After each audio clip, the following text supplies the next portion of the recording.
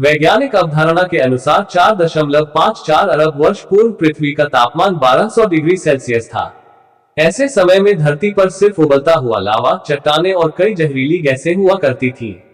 ऐसे में पृथ्वी पर जीवन का अस्तित्व होना असंभव था। पृथ्वी की उत्पत्ति के समय थिया नामक ग्रह 50 किलोमीटर प्रति सेकंड की गति से पृथ्वी की ओर बढ़ रहा था। ये गति बंदूक से निकली गोली से 20 गुना अधिक होती है। ऐसे में जब थिया ग्रह पृथ्वी की सतह से टकराया तो जोरदार विस्फोट हुआ, जिससे बहुत सारा कचरा धरती से बाहर निकल गया और साथ ही वह ग्रह धरती में समा गया। हजारों वर्षों के अंतराल के बाद गुरुत्वाकर्षण के कारण पृथ्वी से निकला कचरा एक गेंद के रूप में बन गया, जिसे हम चंद्रमा कहते हैं। इस प्रकार चंद्रमा की उत्पत्ति हुई।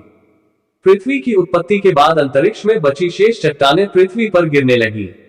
इन चट्टानों में अजीब प्रकार के क्रिस्टल होते थे, जिन्हें आज हम नमक के रूप में इस्तेमाल करते हैं। आपको जानकर हैरानी होगी कि इन चट्टानों के अंदर मौजूद नमक से समुद्र का पानी बनता है।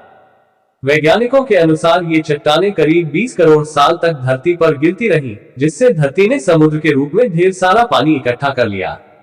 इतने पानी के लगातार जमा होने से धरती की सतह ठंडी होने लगी और चट्टानें सख्त हो गई।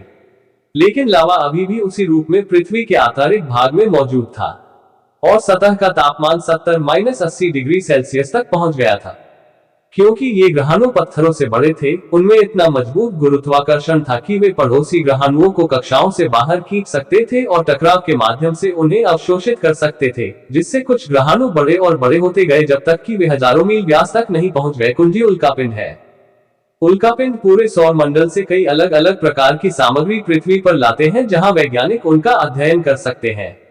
इन सामग्रियों में चौंडरयूल शामिल हैं, धूल और चट्टान के छोटे टुकड़े जो ग्रहों के बनने से पहले बच गए हैं, और ग्रह निर्माण प्रक्रिया द्वारा छोड़े गए क्षुद्र ग्रहों और ग्रहाणुओं के टुकड़े।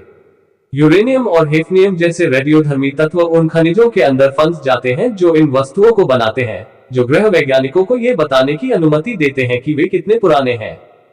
इन मापों और धूल तथा ग्रहाणु के टकराव की भौतिकी के अनुकरण का उपयोग करते हुए ग्रह वैज्ञानिकों और खगोलविदों ने स्थापित किया है कि धूल से प्रोटोप्लेनेट प्रक्रिया में लाखों वर्ष लगते हैं, लेकिन हमारे सौर मंडल में ग्रह निर्माण के अंतिम चरण में बहुत अधिक समय लग सकता है, लगभग 100 मिलियन वर्ष तक।